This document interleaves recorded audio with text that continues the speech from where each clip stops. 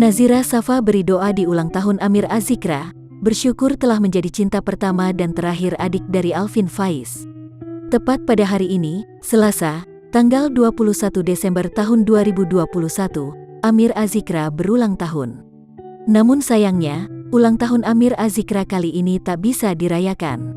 Seperti diketahui, adik Alvin Faiz itu telah wafat pada tanggal 29 November tahun 2021 lalu. Sahabat dan keluarga pun hanya bisa mengirimkan doa di hari ulang tahun Amir Azikra.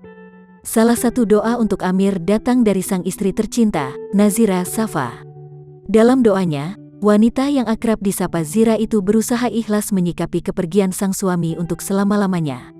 Barakallah sayang, harusnya ini harimu, namun memang waktu bersama kita di dunia ini bukan punyaku lagi, tulis Nazira dikutip tribunstyle.com, Selasa, tanggal 21 Desember tahun 2021.